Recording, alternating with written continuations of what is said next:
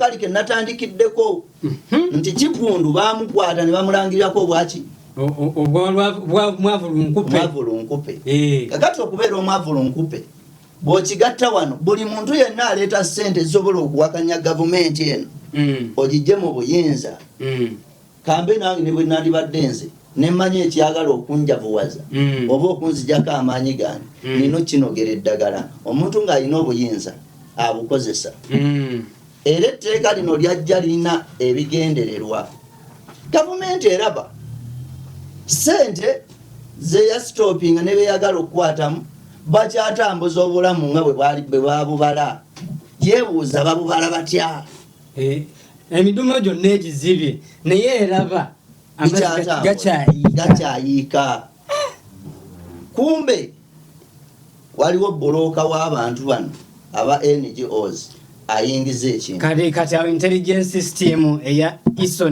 ezo intelligence system size zibaako n'obuzibu sijja bagamba nti baliko obuzibu kubanga bali mu kukola mulimu gwabwe okitegedde bwe babanga balabye wabadde wava leakage nga we wali amazzi we gakyayiikira ng'oli yakozesa ofiisi ye nga mwe muli okufuna zino 00 ze bagamba nti zaleeta 3.5 billion kubanga sipiika bw'aba abadde afuna bajeti ye y'omwaka nga bamuwe biliyoni 4 ne ssente ezikwatamu nga zalina okukozesa nga sipiika n'ayimirira n'ajja ensambya n'agabawo biliyoni n'agenda mu bibiina by'abakyala n'abawo obukadde 10 n'agenda abadde adoneti ono nze sirabanko omukazi alina mukono mugabi nga mukazi ono kyogamba abadde propaganda kozi wawe mabega obadde osobola ogenda eri ewaffe Masaka n'osanga ebifaananyi byamu nga batugamba Museveni yamuwadde ssente amobilizinge abadde akikola ku lulwe kati njagala nkugamba ebintu bino do you remember bw'oba wasomako history 3 agamba nti the downfall of the baboon monarch was it? Or it was a French Revolution. Bwe twasomera French Revolution. Omukyala gwe bayitanga mukyala Louis kabaka we France. Baali bamuyita Marie Antoinette. Yali omwejalabi. N'erinnya lya lirimu ekizibu singa okyegendereza buli gw'owulirako erinnya oli Anita oli Antoinette Antoinette yabagamba nti bwemba temusobola kugula migaati ng'abantu bayala nnyo ng'ate baavu nnyo mugule keeki naye nga keeki yali ey'ebbeeyi nga Antoinette ng'ayambala engatto ya gold buli ngatto gye yayambala nga yabanga ya gold kati bw'olaba sipiika nga Annette alina bye yakopa ku Antoinette tomunenya kubanga asobola okwambala olugoye lwa $803 ze miliyoni 3.2 ne plus n'ogamba nti n'omunenya waliwo ebintu bwe bijja byekwataganya the extravagance of Anita Among is the same as the extravagance of Marie Antoinette era yaleeta downfall eyali mu French Revolution kakati omanyi history akuleetera okulireetinga ku biri present era bagamba history repeats itself kakati mukyala Anita Among oba bw'omusalako n'ogamba nti ye abeera MA abeere Magogo Anita bw'okwata n'eriri n'ogamba Maria Antoinette waliwo combination yaleeta abantu ne bafaanaganya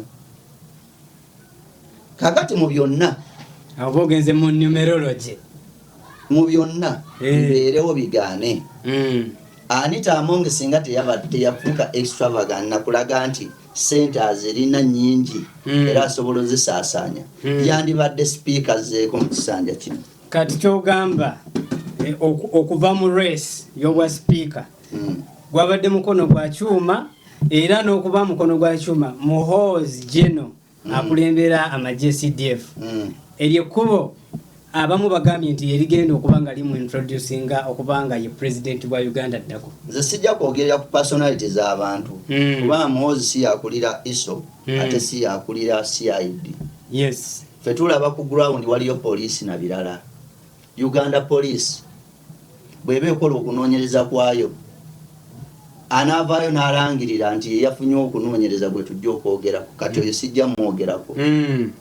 Si kuba nti nina kye ŋŋambawo wabula gavumenti. Muhoozi akolera gavumenti. Anita akolera gavumenti. Kakati bwe tuba twogera ku nsonga nga yanguzi bw'okimanyi nti bino ebintu byonna bireetera omuntu ali mu ntebe okutya. Omukyala alina ssente nga gavumenti zeetya ezatwaza mwami Kiggundu omujjamu omulangirirako obwavulunkupe nga zamugobesa mu kifo ne banka nesaanyizibwawo. Kati ate Anita atalina banka oba badde akola concealment nga tetusobola kumanya sente z'abadde alina ne zaakyalina kubanga Anita ekitone nnyo baliba kino nkigambira wano mu paalamenti eno ey'12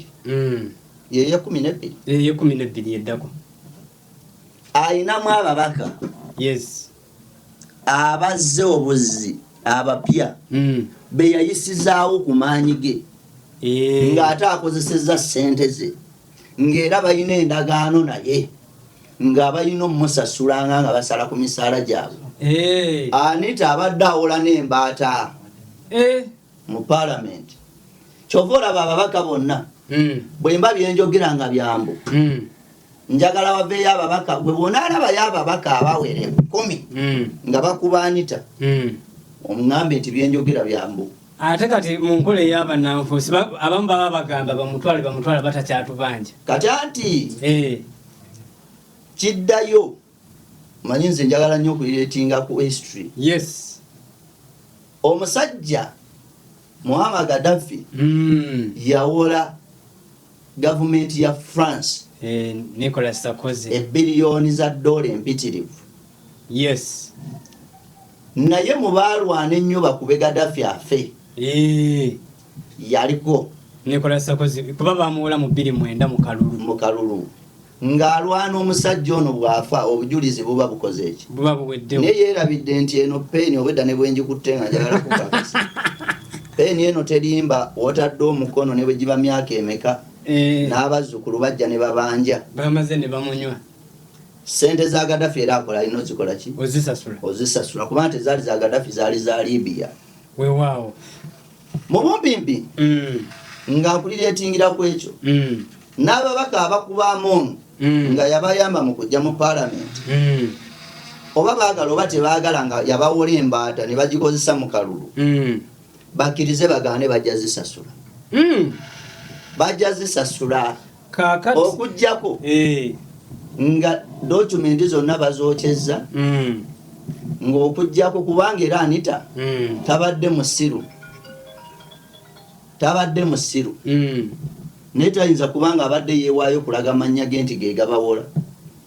Waliwo omulala Sekajja John Bosco nze nkuwoze naye ng'ali influenced by amapeesa manywevu mujja zisasula.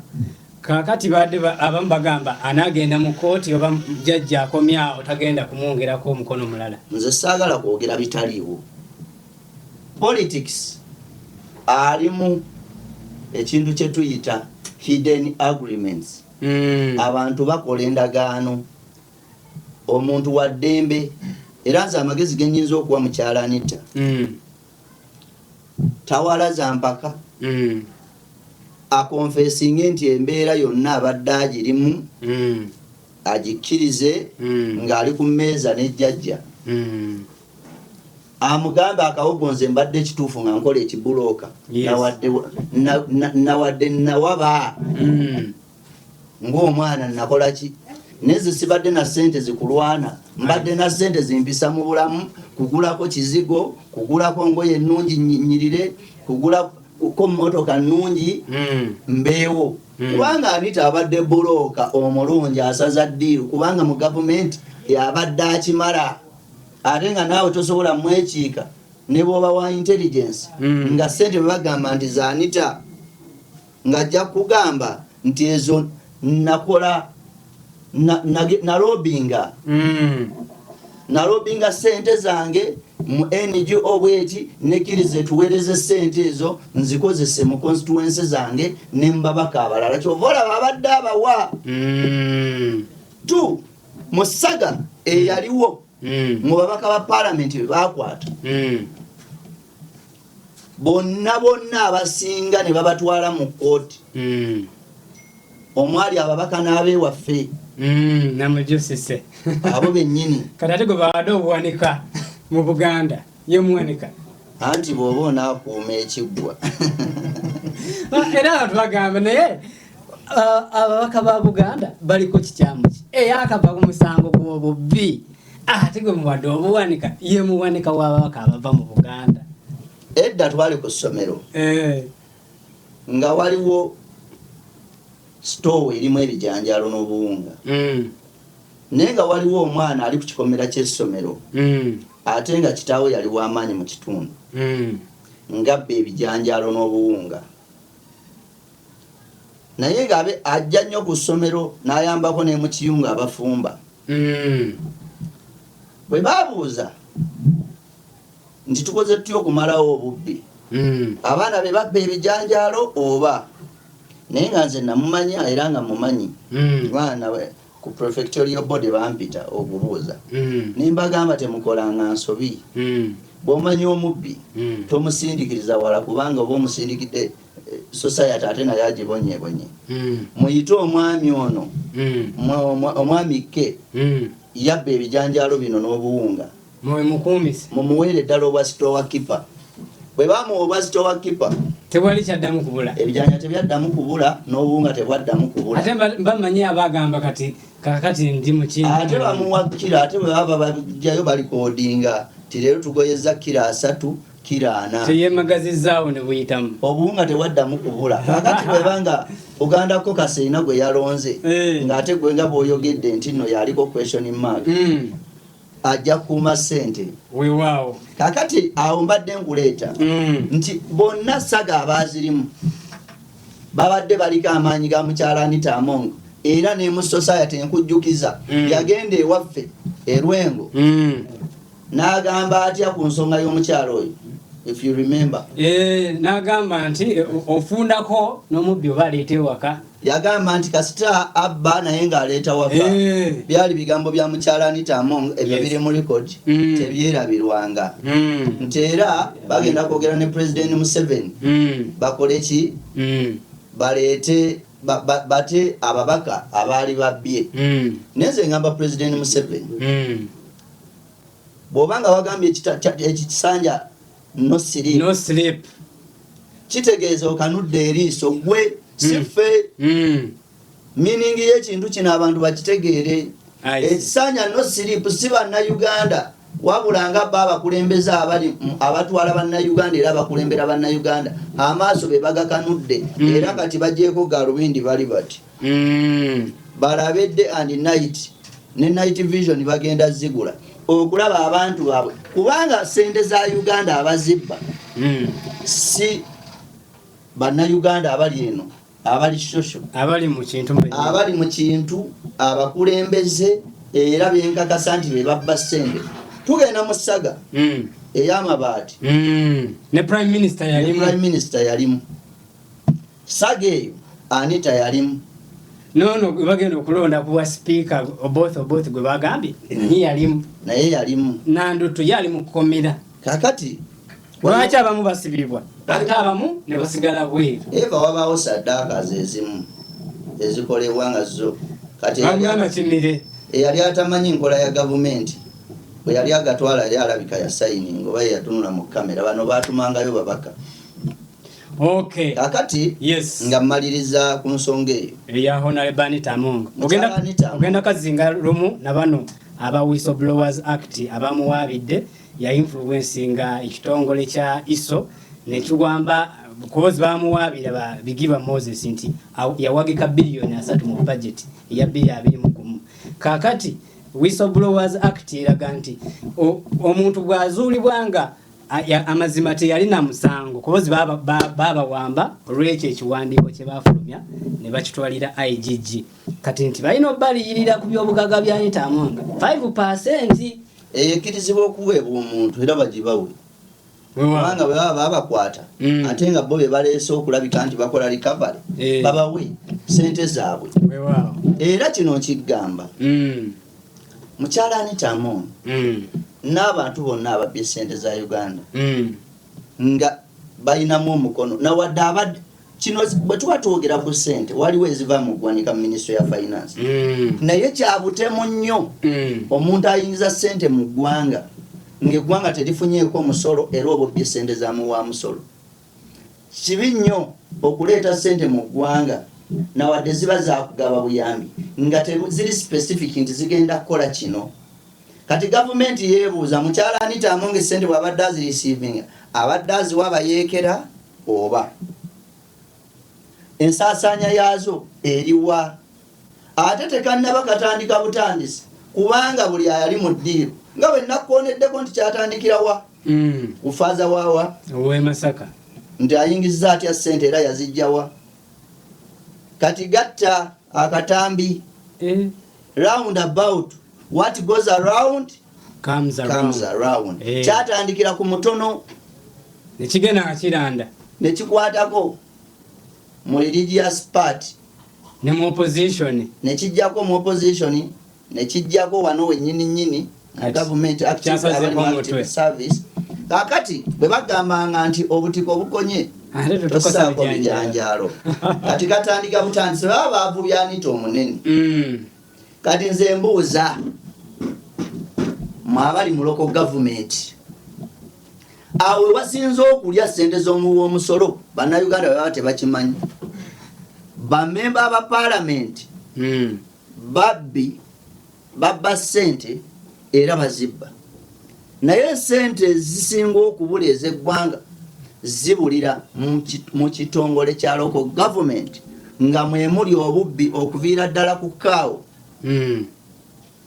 chairman LC5 chairman LC3 ne bakansala ewo ne Sage yali enansana sente zaali zina district gyeina okubegenda moyo mu Eastern ne bazikukusa ne baziteeka enansana naye nga zaina kuba obukadde 3 ne basindika billion 3 mu investigation ziri covering nga ezaina ogenda eri zajja wano ate era nabano ne basirika kati bo bandikoze ekibalowooza kubanga era sente tezimalangako ate era ne bawaayo report nti bafunye 3 mu kifo kya billion 3 kakati nga tumalirize eno segment esooka tugenda okucoveringa y'ekibuga kuba already obaddeko mu bukulembeze wa parliament y'e11 ogenze ko mu bukulembeze ya parliament y'e12 naye ate obukulembeze bwa Lukwago bugenze tulese engineer Mr. Gunti director esooka ogire ye Anita tukavalinge ya Lukwago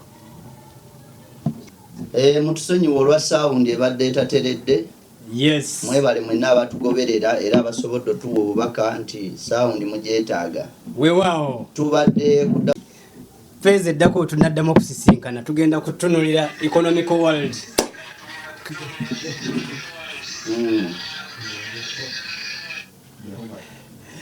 kati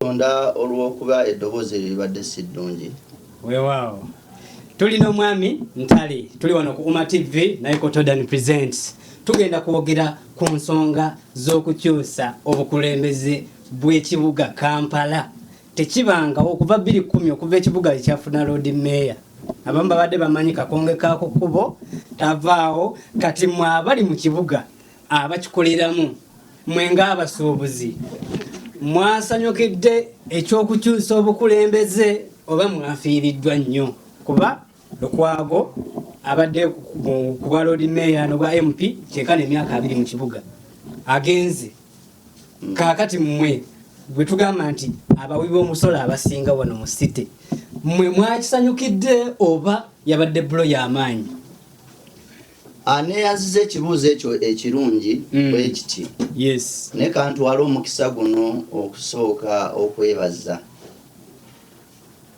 former Lord Mayor Salongo Elias Lukwago ntwala omukisa guno okwebaza on behalf of all traders fraternity. Thank you very much. Thank you for your service you have provided to us for almost 10 years and above. Nze nsoose okwebaza mwami Lukwago Salongo Elias, omusajja oyo atubeereddewo ng'abasuubuzi. Ebigenze ebubi mubimusaasire, naffe ebigenze obubi ng'abasuubuzi era ng'abalonzi Salongo bitusaasire. Naye Katonda yalonda abakulembeze era yabaleeta. Nze sisanyukirangako maziga oba muntu yenna kufiirwa. Salongo aweereza Kampala ebitatambudde bulungi ku ye ababiraba ku site kubanga ebintu bibeera either positive or negative. Positive or negative. Yes. Kakati Salongo nze mwebaza abasuubuzi tatulekeredde atubeereddemu era atukwatiddeko eweetaagisa. Entale ezimu azirwanye ezimu ne zigaana. Ne wakati w'ekibuga ekibuga kitambulira mu nkulaakulana, ekibuga kitambulira mu capital kubanga this is a capital city. Bwe twogera capital city atalina capital aba teyeetantala. Abantu lwakuba tebaagala kibannyonnyola. Kino ekibuga on the strong survive. Oyo yekka alina amaanyi ag'ebintu bino mu kibuga ekikuumiramu bibeera bisatu. Bagenda bimenya. Ekisooka social capital, abantu. Ekyokubiri physical capital, zikwatwako sente zikwatwako. Ekyokusatu address. Wobeera ebyo ebisatu oba tobirina mu kibuga kyesonyiwe kubanga bagamba buli muntu yenna yandyagadde okubeera mu kibuga oba e Kampala naye okusula oba owekolera. Byenjogedde saagala tubyogerere mu kutegeera nnyo nti weetaaga mala genda ku ssomero bitegeera. Buli lwobeera ne capital mu kibuga kikakatabo kibeeramu kubanga olina capacity kuleetamu. Ekyokubiri social capital bw'oba omulina mulimu abantu baffe abajja nga tebalina kye balina nga si ba ssente enkalu. Ne social capital olw'obumanyifu bwabwe n'abantu baabwe ne bye bakoze ba artist bangi bazze nga bayimba buyimbi abalala bazannya katemba ssente n'akola ki n'aziyolera n'azifuna. Kati bw'oba ekirala nga tolina address w'otandikira mu kibuga era tosobola kibeeramu. Ensonga ezetegerekese bulungi. Kibuuzo kibadde kijidde ku meeya naye n'akyokuyiga ekyo bakiyize. Capital olina okuba naye. Social capital tumenyedde social capital, physical capital ne address. Bw'oba tobiina ekibuga kyesonyiwe. Weewaawo kati mwe ng'abasuubuzi shift eno kozi kati ranze kyemmanyi okyali ku busuubuzi okyali ku peak. Ku lw'abasuubuzi banna waafunye obudde mwafunye obudde ne mwogerako n'agenze n'onazze mutya bwe mugenda okubanga mwogezaayo emirimu gy'abasuubuzi oba wakyaliwo eyeebulankanya? Twaniriza era ntwala omukisa guno okwaniriza musajja wa Katonda Inginiya Balimwezo Salongo. Ekibuga ky'aba Salongo ate nange ndi Salongo. Kati awulaba asatu mugumu jangu muganda ng'oyo kyensinga omumanyako mukwano gwange ng'omuntu musajja awuliriza musajja atacyamuukirira nnyo yakola musajja agatta ebintu. Inginiya Balimwezo enkola ye y'ebintu ya kisuubuzi abala nti kino kijja kukola kino tekijja tagoberera emotions. Era tumusaba era tumwaniriza Ssebo Salongo tukwaniriza Inginiya mu kibuga weebale kujja era tukusabira Mukama nga bwe yakutaddeko omukono obeera omukulembeze w'ekibuga okiramuze kisa atola muri ebituufu nga tebiriiko side wadde egamba nti ono wa NRM ono wa NUP ono wa Jema. Politics adde ebbali kati tuli mu service business ekibuga ky'okulembera kyaba businessman teri muzanyo kyaba capital city. Yes, that's why is a Lord Mayor. Wow. Lord teri Lord abamwavu mwami bali mwezi omusajja alina mu kasente ate mukozi kitukoze bulungi zani engineer. Ebizibu ebisinze okubeera mu Kampala wano amataba agatononedde emaali yaffe nga capital waffe twamwekolera tetwamujja mu gavumenti. Osobola okugenda mu kibuga omunoononyamu omukyalo oba omwami abadde mu service za gavumenti nga mwajje capital n'amuleeta mu business. Kati mwenga abasuubuzi mukiriziganya n'ekya mwami Lukwago ekyokugamba nti basooke bamenye ebizimbe bya Hamu oba waliwo alternative we ngeye ekisuubuzi esobola okuleetera ebizimbe okubeerawo? Ensonga ya mwami Hamu ne mwami Lukwago ezo ensonga zaava ndowooza mu byenkulaakulana ne zifuuka personal saagala zigendamu wabula nze am here as a business man ate nga business leader okuwerokaminga enkulaakulana naye nina okutunuulira enkulaakulana bwebezze teina obstacles zeetaddewo. Sikolagana na muntu ajja kuleeta nkulaakulana ng'ate erina abalala bezze emabega. Sikolagana na mukulembeze ajja kuleeta nkulaakulana oba azze kulamula bantu kubanga ate alina personal beef mu nkulaakulana. Nsaba ekintu kimu, that's why ngambye nti Ssaalongo ebyasoba byonna nga bisobye ku mwami Lukwago tubimusonyiwe, naffe ebitusobyeko abitusonyiwe. Naye tugamba nti ali mu buyinza mukyala Buzeki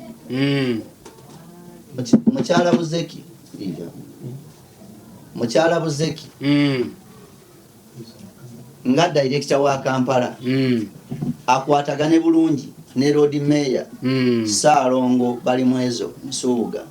Yes, okuba nti batambuza ekibuga kino naye batunuulire nnyo wano amataba gatukubye ekimala naye kiri ku record ng'omukulembeze atakola research. Amataba gatandika otukuba mu 2019 agali serious nga gakuba ebizimbe omuli Kwalisero ne Nabukeera French Plaza Total n'ebirala awo ne Hamu byali tebinnazimbibwa gabadde gatukuba. Tegeeze bino ebizimbe si ebigaleese.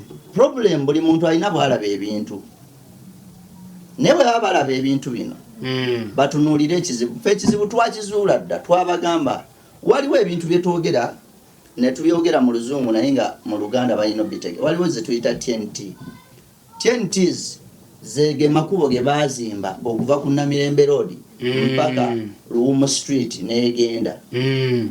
Amakubo ago bateekamu pavers ne baggala ne wakati ne bagafunza. Kati amazzi gayitawo buyisi. Ago gakolanga ng'emyala nga amazzi geekolera dda amakubo. Bano bwe bazimba ate ba Land Road baffe ab'ekibuga plan ze ba providing mu Kampala Capital City Authority mu planning size bakozesa okuzimba. Omuntu eyanditaddeyo wansi omwalo ogwenkana woofiisi eno alyoka atuuzeeko ekizimbe ateekayo obudumo bwe buti. Obudumo obwo ate bwe butwala suwegi bwe butwala n'amazzi bumaliriza buzibikidde bubuzika buzibikidde. Kati amazzi bwe gajja okutambula kati n'ebizimbe byeyongedde mu numbers. Mu kweyongera mu numbers bikuŋŋaanya amazzi mangi. That's why essaawa eno we twogerera ekizimbe nga Pioneer kikuŋŋaanya amazzi ne kifuuka omwala ne gayitamu. Bwe gayitamu gakkirira gaali gayita mu mwala gwe bazimbako Gazalandi. Gazalandi bwe bagizimba waliwo omwala omunene nga guleeta ne guyiwa amazzi ne gasaasaana ne gakkirira ku Queens Way awo wonna ng'amazzi geenoonyeza ekkubo. Agakooye nga galaba galeesa amaanyi nga gasalamu ne gakka ku Namirembe Road ewali Mukwana Arcade ne gamala ne geeyiwa mu mwala. Kaakati ne bazimbako waggulu. Bwe bazimbako amazzi volume yaago bwe gava eri waggulu tegaba tegalina bwe gajja mu budumo buli. gawaguza gadda waggulu nga gayingira mu Total nga gayingira mu French nga gayingira mu Kwalisero nga ne Wahamu naye nga gamuyingira kati babula asala. I see. Obuzibu fena wadde tetwasoma bwa engineer naye tulina experience y'ekibuga tuzze tubibagamba.